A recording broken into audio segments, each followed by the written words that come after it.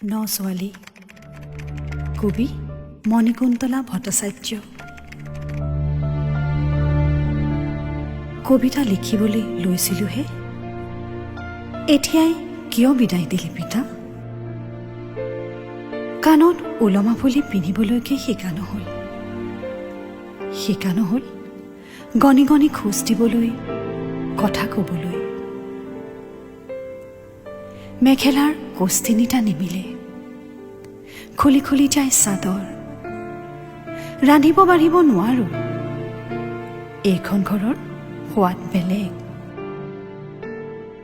তইনো বজাৰৰ পৰা কি আনিছিলি, মায়েনো কেনেকৈ ৰান্ধিছিল, তেতিয়া মনেই নকৰিলোঁ।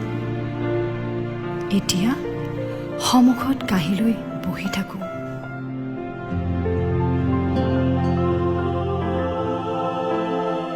সকলোৱে আদৰেৰে ৰাখিছে, নজনাটো শিকাইছে। প্ৰতি সন্ধিয়া বাটে বাটে ফুৰিছোঁ তেওঁৰ লগত, তথাপি লাগে আছোঁ যেন অতিথিশালত। অনবৰতে তহঁতৰ কথাকে ভাবি থাকোঁ, খিৰিকীৰে চাই ৰওঁ উৰি যোৱা চৰাই।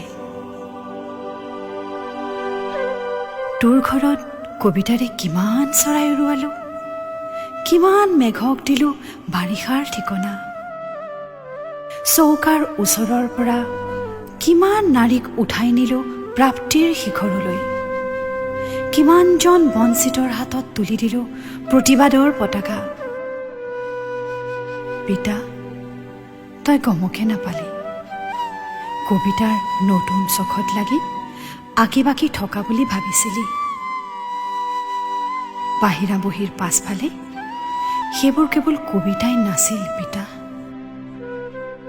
তোৰ ছাতিৰ তলত পোৱা স্নেহ আৰু নিৰাপত্তাও আছিল। এতিয়া জানিছোঁ পিতা, পৃথিৱীত কেৱল কবিতাই নাথাকে। সেই বুলিয়েই মই মৰহি নাযাওঁ, পদূলিতো ৰৈ নাথাকোঁগৈ। তইতো কিমানবাৰ দেখিছ চাগে মায়ে কেনেকৈ আচলত গাঁঠি মাৰি থয় দুখবোৰ। মই সেইজনী মানুহৰে যি, তই বুলিলেই শ্ৰদ্ধা আৰু কৃতজ্ঞতাত মাটি হৈ পৰা মানুহজনীৰে যি। হৈছে আৰু নকওঁ পিতা, বিদায়হে দিলি, নৰকলেতো পঠোৱা নাই। ৰাণী হ'বলৈ পতাইছোঁ যেতিয়া ইয়াতে নিৰ্মাণ কৰিম নতুন সাম্ৰাজ্য, আৰু চাই ৰওঁ আকাশলৈ। কোনোবা দিনা তোৰ হাত পাল দেখিলেই উৰুৱাই দিম মোৰ কবিতাৰ চৰাই।